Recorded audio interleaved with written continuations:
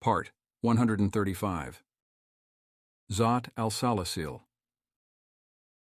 Not to be confused with the Battle of Zat al-Salasil in the reign of Umar ibn al-Khattab, this expedition was a much smaller affair, but one through which we derive much benefit.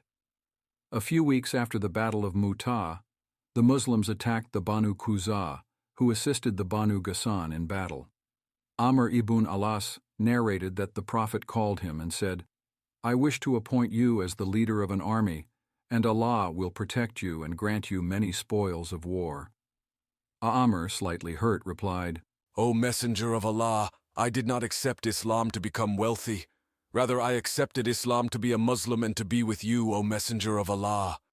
The Prophet in turn responded, "O Amr, how beautiful is pure money for a righteous man."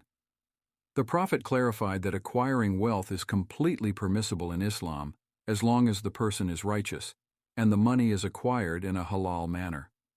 The Prophet sent 300 men to ambush the Banu Quzah, and Amr was appointed the leader despite being the newest Muslim.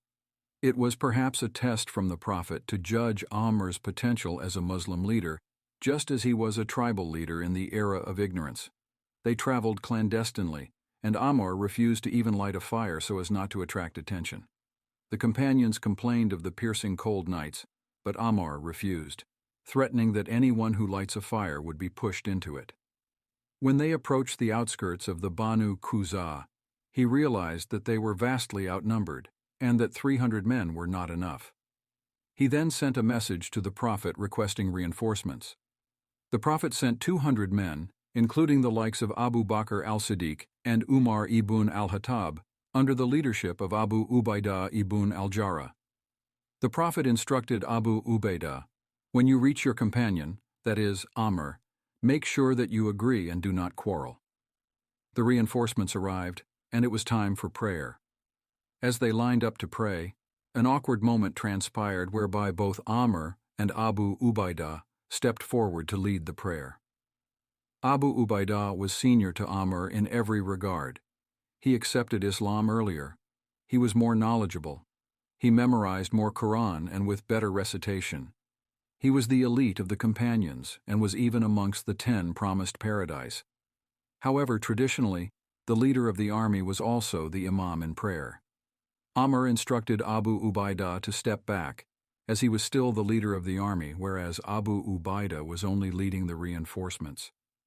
Tensions were beginning to rise until Abu Ubaidah stepped down, saying, "O Amr, the last thing the Prophet said to me was to make sure that you agree and do not quarrel. So even if you disobey me, I will not disobey you."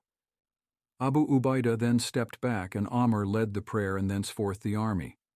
This small dispute once again demonstrated the humanity of the companions as they differed over leadership. It also, however, revealed the true nature of leadership. 2 decades of tutelage under the Prophet taught Abu Ubaidah how to lead from behind, compromising in the right moment, and relinquishing power despite being more qualified. Abu Ubaidah understood that unity took precedence over his own opinion, an invaluable and timeless lesson for us all. The Banu Quzah were caught off guard and immediately fled. The Muslims acquired many spoils of war, as promised by the Prophet. More importantly, they sent a much-needed message to the Banu Quzah and their neighboring tribes.